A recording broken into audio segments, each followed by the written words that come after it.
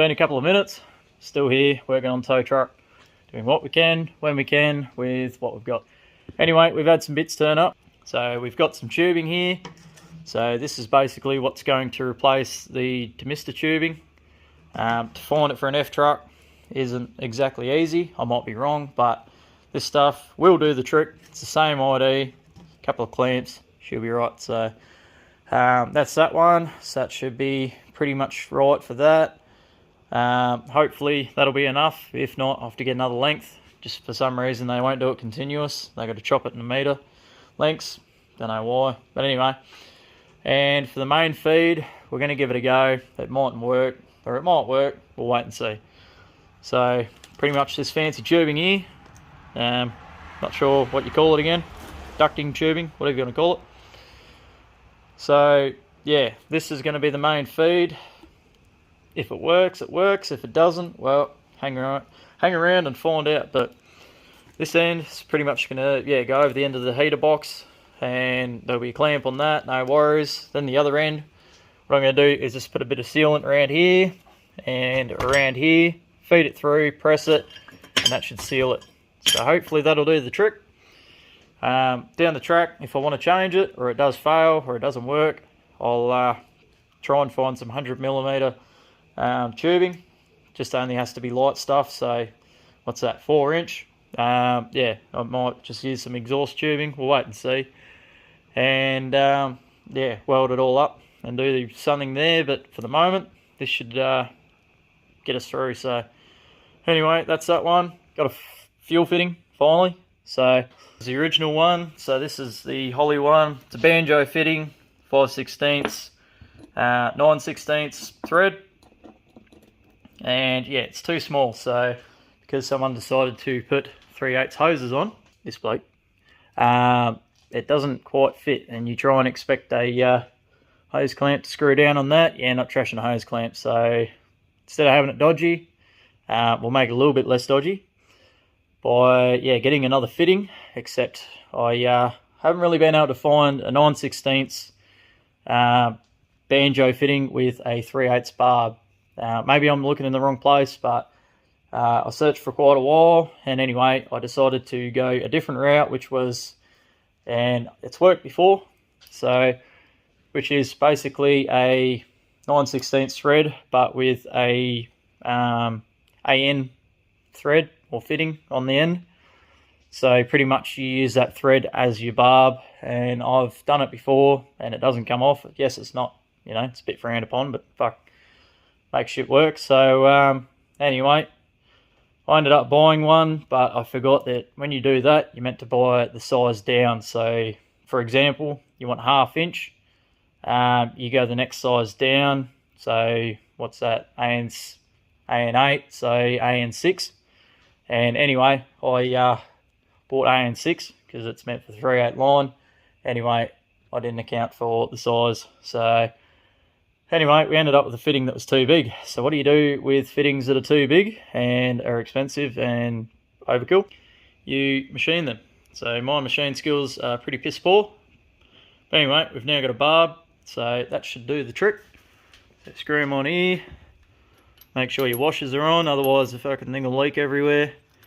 And I think it's going to work. So now we've got a barb fitting for the 3/8 hose. And if it's still a little bit tight, we get the slippery solution, and it should fly on. And the other reason why I went 3/8 was more for any repairs and whatnot, or on the side of the road shit. So anything to do with the fuel system, rubber hose wise, is all 3/8. So everything's 3/8. Return line, the feed line, the whole deal. So yeah, if you're ever stuck on the side of the road because some reason, fuel line splits or whatever, hopefully not, all you got to do is go, right, we need a 3/8 hose, done. So it's just, makes it easier. Keep it all one size, everything's happy. The main line size is obviously bigger, but that's just because I had all that steel line there, thought I may as well use it. Probably should have just went normal steel line and made shit work and just went with rubber hoses, but anyway, someone's a dickhead. So anyway, other than that, not a whole heap going on. So that is pretty much it for the demister tubing. Be very careful these bits here, so the actual vents themselves, because especially in trucks that are up in the sunny country, so not here, these perish really easy and break, and the threads snap in them, and to get those vents, it's pretty hard. The ones in my truck were all broken, so we ended up having to plate them and just make them work, where these ones are still pretty good. So yeah, just take your time with it and don't just smash it on there, because you end up running into the issue where you'll break these fellas and then you'll be behind again. I ended up finishing off the main feed for the heater box unit. So yeah, the plate on the side looks pretty neat. That all fitted up pretty good. I'm happy with that. And the tubing seemed to work, so we'll see how well that lasts. And then just a hose clamp on the actual tubing to hold it there. And yeah, it's all come up pretty neat. So that's all finished. Interior light, I ended up doing it. It was all cracked and broken. It was all split through the sides where the lens pushes on. So just a bit of JB World, quick setting stuff. Then yeah, just gave it a sand over the cracks and stuff with some 400 on a block. Straighten that out, primer, and then just some VHT plate finish they call it, which is basically their wannabe chrome. For some reason it's come out textured, but I'm actually pretty happy with that because it looks like a factory plastic. So yeah, definitely no problem there. So that's that one. Interior light's all good, screws are painted. There's a little bit black in there, but that would have been from the last globe shitting itself, which is actually probably this fella here. Yeah, a little bit dark in there. So anyway, I'll get a new one, or I may even change this. We'll wait and see. Door cups, painted up. They were pretty rusty and shitty, so cleaned them all up, bare metaled them, primed them, and then just gave them a good coat of black. They're not going to be out in the weather, so they don't need much. Parts wise, just some hose clamps. I needed more of these ones. These are 15 to 17 mil T-bolt clamps, so perfect for 3/8 hose. The 13 to 15 are for smaller hose, but I've got a lot of lines on the Datsun which use these ones, so I thought I'd buy them at the same time. Anyway, last thing for the fuel system is this thing. So basically this is a relay, but it's what they call a safety switch for gas. So pretty much what happens is with a gas setup, if the car was ever to say backfire and shut off, or something happened and the motor stopped, the gas would just continuously keep pumping if you just had a normal relay on it. Basically you'd have yourself a bomb. So instead of turning out like the New Year's Eve fireworks, with this on there you'll still have a car. So basically what this does is it actually senses off the coil pulse, which basically means if the motor shuts off, coil pulse is gone, which means this will shut off the fuel pump. As soon as the car starts, notices coil pulse, this will fire up again, pump will run. Also what it does is when you turn the key on, it triggers itself and runs for 3 seconds, and basically that is just so that you've got primed up fuel to your carby or whatnot, or your gas, same thing. So it would have been easier probably just to run a mechanical pump, but I'm an idiot, and anyway the electric pump's going to work. So yeah, so I've got to put one of these on though. Roadworthy bloke will not register the car without one of these. I had one on the Datsun, it did fail, so I've had to sort that out. So this is a different brand, so hopefully this one will be right, but I may even buy a second one just to be safe. But yeah, these are about 40 to 50 bucks. So basically, if your roadworthy bloke is trying to be legit, he'll make you run one of these. So you won't be turning up there with just an ordinary relay. And finally, after all this time, we have a wall. So it is now finished. So I ended up just going, screw it, I'm sick of waiting. And yeah, ended up going at it all yesterday evening into the night, pretty late at night. It's probably not a smart idea, but anyway, we got it done. So yeah, I'm not really a good one at asking for help either, so I just ended up getting it done, smashed into it. It's definitely the Hessian undies of tin work, but buckets up there. We've had some wind. It's not out in the paddock, so that's a win. So is a big job out of the way. That's what I've been trying to do for quite a while now. Also, it's been a thing that everybody was been wishing this shed's had for a long time, so now it's finally done. Yeah, it's definitely going to make this bay 3 times as good. I will do along the front at some point, but there's no point with tow truck hanging its ass out in the open there. So until the tow truck's finished, there won't be any action happening on the front. So my carpentry's on point. Yeah, pretty solid old deal. Pretty happy with this work, you know. Can't complain with it. If I built cars like this, I reckon I'd be dead already. It's Tarp City. I've just pretty much laid tarps over everything because all this shit's all dusty and crappy and just more things to end up in the paint. So I am making the effort to try and get this half decent. We've still got a lot of things against us. This isn't really an area to paint, but it's all we've got. It's all we're doing. So pretty much right to go. So other than that, hopefully we get some paint on. Hopefully I don't fuck it up. That's my biggest worry at the moment, is I make an absolute shit show of this. I'd attempt not to kill myself on the lathe. Problem is with the switches, I'm going through holes that are already there. The right hand side one for the washer bottle, it was just sketchily drilled in there by whoever owned the truck beforehand. Instead of trying to find a new piece, I'm actually going to use that hole, but I've now got to grind it out, make it nice and circle, which means the hole's probably going to be a little bit big. And yeah, the face of the switch probably isn't big enough, and to put just normal washers on it, it might look alright, but I reckon it might look a little bit shit too. The other side for the hazard lights is going through the original choke hole. Problem is that hole is actually slightly ovaled and it's fairly large, and also the neck of that switch is a lot smaller than the other one. So I thought I'll make something up that's going to clamp a lot bigger area. It's going to cover the hole up as well, and should look fairly sort of tidy, decent. So just a couple of bezels I made up, so nothing over the top, just out of some stainless bar, and yeah, just simple piece with a 45 taper on it, and yeah, it's come up pretty good. Those little notchy bits, don't even ask me how I pulled them off. All I'm going to say is it's just from being a dodgy cunt, but anyway. So yeah, made that happen, and then yeah, I just cut some washers as well, just so that it's got a decent washer behind it, because these flimsy little things aren't really going to do too much. I've sort of polished them up as much as I can. I'm not really going to go too far with them, but yeah, they've come up pretty good. I am going to still try and find original headlight knob for that, and screw him on.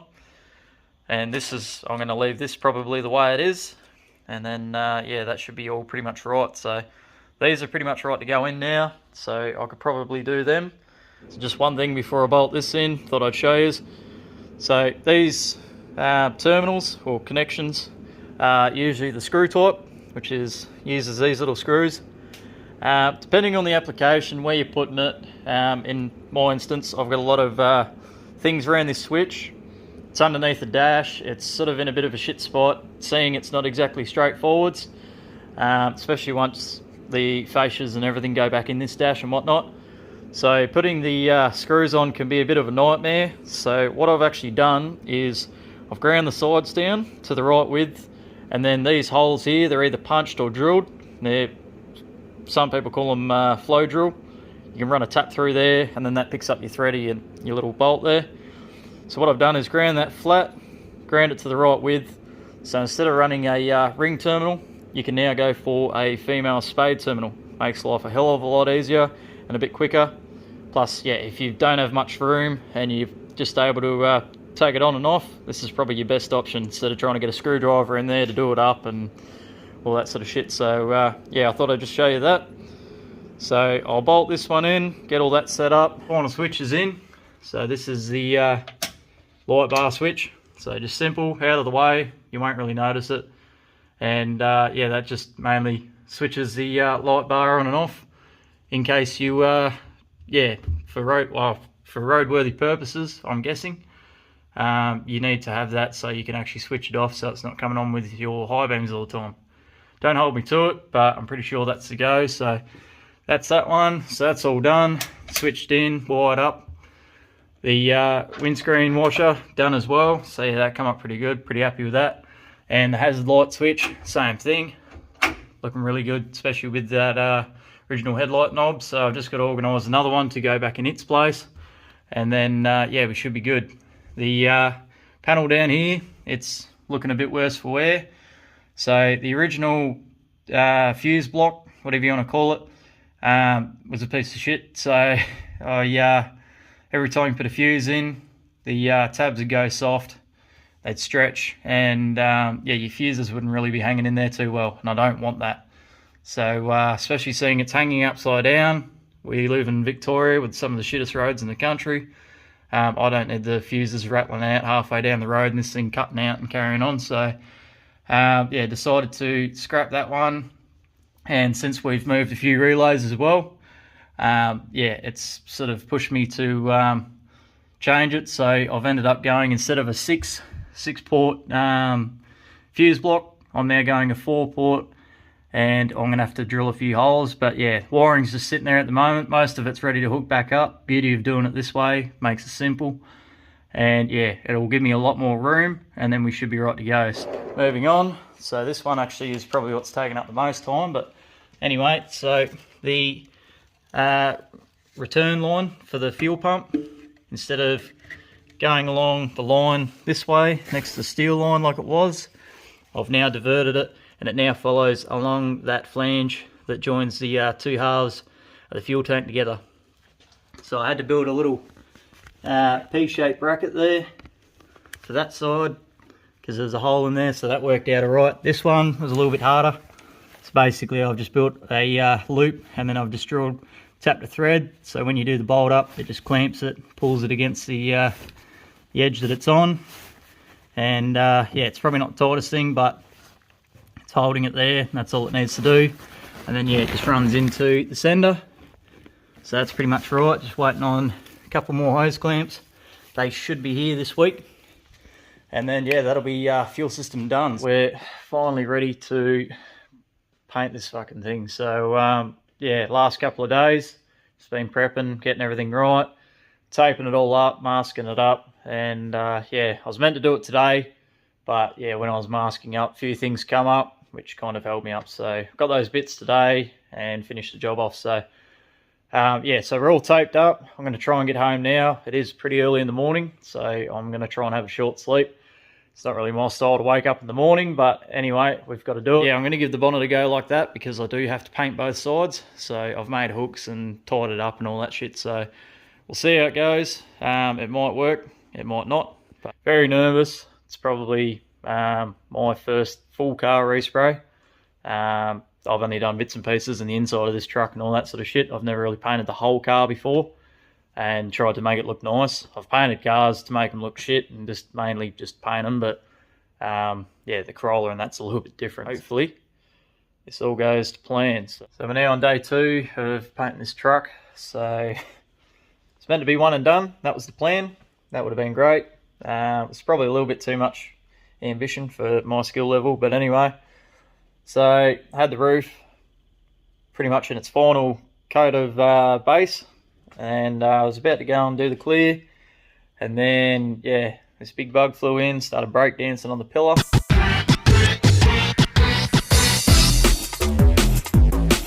And made an absolute mess of it. So then me trying to fix it made it worse. Then I ended up trying to do another coat, and then that ended up with runs, and then just shit went wrong everywhere. And then I just kept trying to fix it, and when you do that, you make it worse. So that's one thing I've learned about painting over the time, especially this time. The more you try and fuck with it, the more you're gonna fuck it.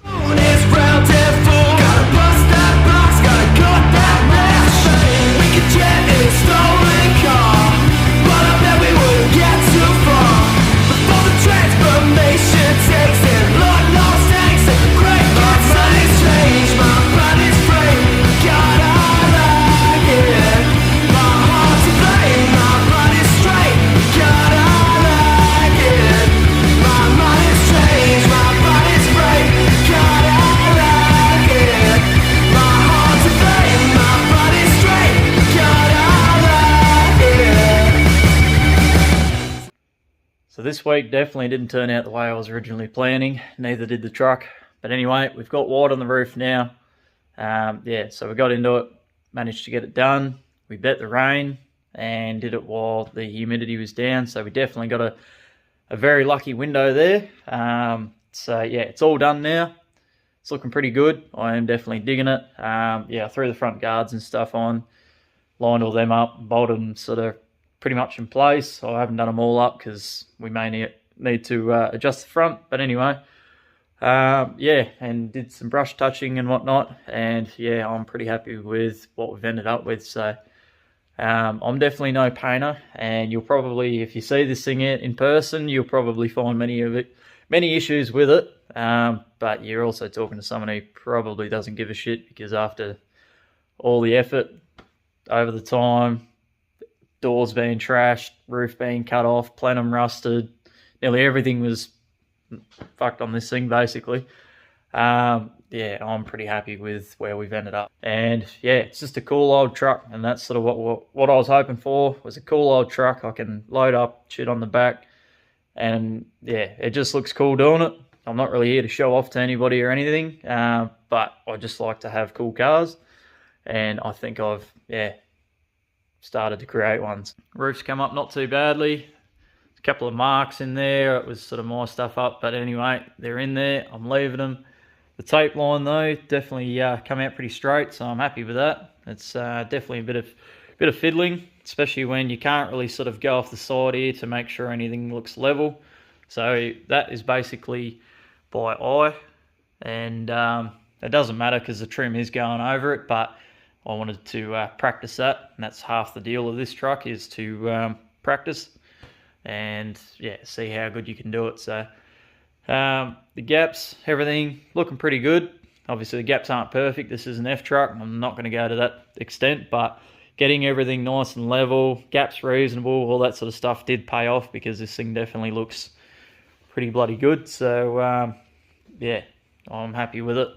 It's going to be good enough for this thing, and who knows, maybe it's overboard for a tow truck, but I'm pretty happy with it. I'm definitely stoked. So that is it for the painting. So now I can actually get into doing the rust treatment on the inside to make sure this thing doesn't eat out from the inside like a lot of these old trucks usually do. So yeah, I'll get into that very soon, get all that out of the way.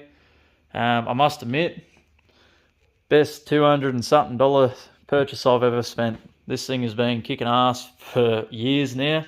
It's definitely done an awesome job, and definitely kept this whole area pretty warm and helped us get away with doing this. So I wouldn't condone doing this in this area, but it's worth a shot if you're a sort of backyarder like me. No one's sort of expertish or anything like that. But next time I definitely will be doing cabinet zone completely, so inside and out on one spray. Doors are the same, all that sort of stuff. So when I do mine, that's how it's going to go, because this inside to outside thing, bit of a pain in the ass, a lot of extra work, and there is bits of overspray here and there that I've got to try and chase out, but I'll get to them. But yeah, definitely worth doing. And now that cab's off the chassis, that's probably the best way I'd say do it. It's probably the best way you're going to fit it in a normal paint booth too. So anyway, is what it is. So yeah, also the visor turned out alright. I did end up with another run in it, so yeah, I'm getting pretty good at running. Don't even have my sneakers on, but anyway, yeah, so I ended up with a run. So I tried a trick that I probably wouldn't condone, but if you're desperate, and I was just winging it, I thought, oh, I've already stuffed it, what's going to hurt? So basically loaded up the paint and actually flowed the run off the panel, hence for the paint on the ground, and it actually worked. So I'm very surprised about that. There is a sort of little bit of a weird shape in there where it was, but I'm not really going to be that fussed on it. So that's as good as it's going to get. At least it's nice and clear, it's shiny. So now I've just got to clean up the stainless trim, and I've also got to build the brackets for it. But that can't go on until we put a windscreen in this thing. So a few more things to do yet, but for now I'm just happy to have it to this stage. It's one of those things. I'm giving it a go. I'm trying my best. That's half the reason I'm doing the videos, basically. I'm doing these videos to give people motivation, I suppose. Also, there's a lot of friends and stuff that aren't in town here. They want to know what I'm up to, so they can go and watch the video and sort of keep up to date, if you want to say that, even though they are behind. But a bit of motivation, anyone can really do this stuff. I don't really have any trade expertise. I'm just giving it a go. So I've fucked many of things up, but you eventually get there in the end, whether it be 2 or 3 goes. So yeah, for anyone who's thinking about trying it, probably not do quite this size vehicle in this area with tarps and all that shit, but if you're thinking about it, giving it a go, study, learn, talk to people, watch videos, the whole deal. It is possible to, yeah, build a cool car. You won't have a top 20 show car that's going in the hall at Summernats, but I don't really want one anyway, so I just want cool shit, and I think this is pretty cool at the moment. For anyone watching, that's basically why I do it. It's not the most popular channel or anything, I know that. Yeah, I'm just doing it because I can. If you don't want to watch, cool. If you do want to watch, even better.